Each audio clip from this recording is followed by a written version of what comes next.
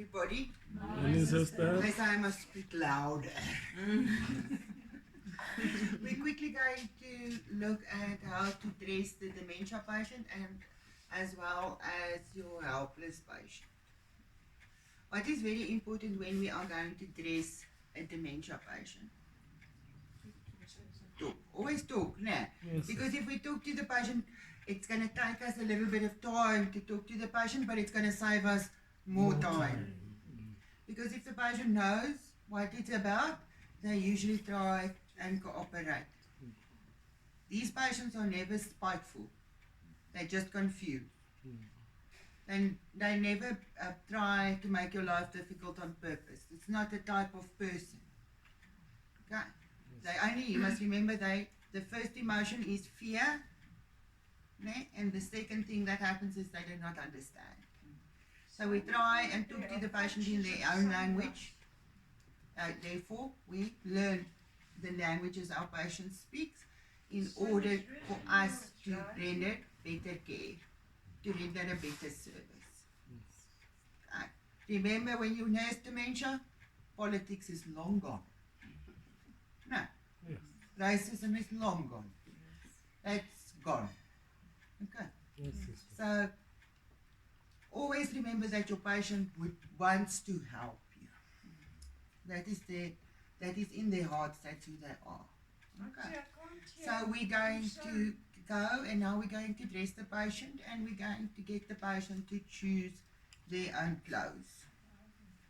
The patient might make strange choices. Do not say, this pajama pants doesn't go with this top. Why mustn't you do that?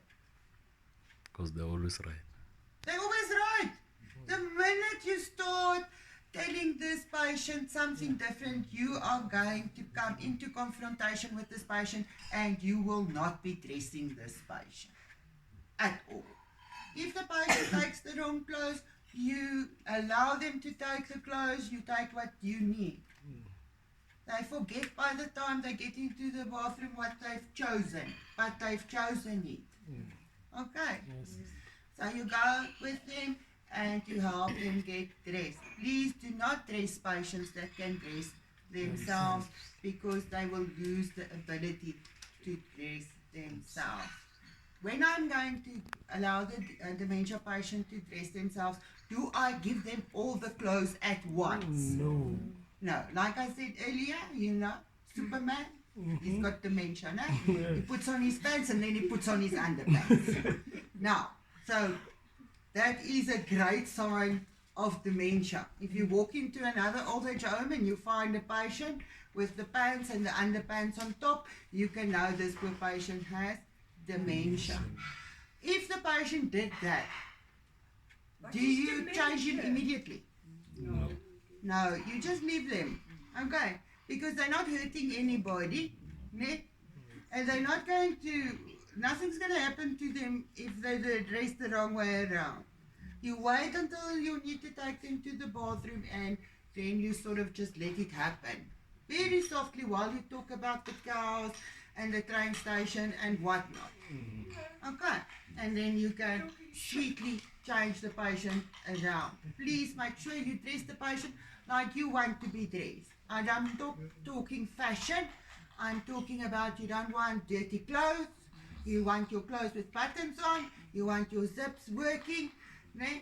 And remember, a zip in a dementia patient is not something you really want. Why? They love playing with it. They pull it up and they pull it down, and they pull it up and they pull it down, and within a very short while they break it. So on the jackets and stuff it's fine, but on the other clothing it's not so fine. Okay. So you allow the patient to choose. Please remember that your patients cannot determine if it's a hot day or a cold day, but most of the time they will want to wear jackets and jerseys because they always feel cold. Is dementia and Alzheimer's one and the same? Almost. And so please, the patient says very thin, like my Pat. Who's the other one? Eileen. Eileen. they will wear a light jacket even in summer because they are very thin and their circulation are very bad, so they do not keep their core body temperature. They are actually always cold. If you take their temperature, it's always below 34 or 35 degrees Celsius. So please check that. Okay.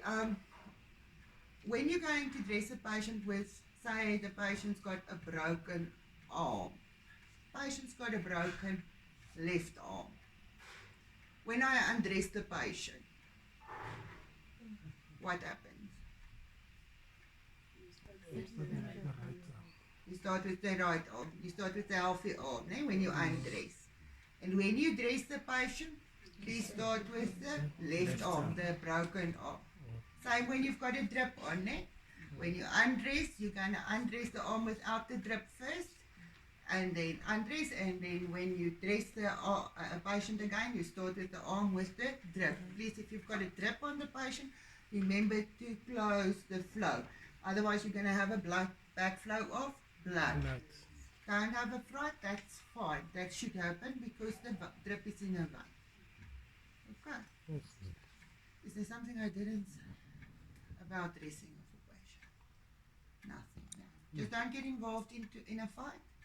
Put on clothes that you would wear. With other words, it's clean, it fits you. Please be careful of our short patients and long pants. No? What happens is the pants are too long on the shorties, no? And the patient, and if you don't check, the patient definitely not going to realize this, and this is going to cause a fall risk, because the patient's going to step on that part of the material, and that's going to be slippery. So we must be very careful when we do that. Please do not put on white pants over nappies. Why not? See through. No? Don't think these patients are happy to wear a nappy. They're not. And they don't want the whole world to know that they are wearing a nappy. Don't put on white pants. You are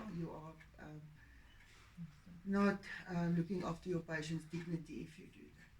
Okay. At all times, look after your patient's dignity. Thank you very much. Enjoy your day.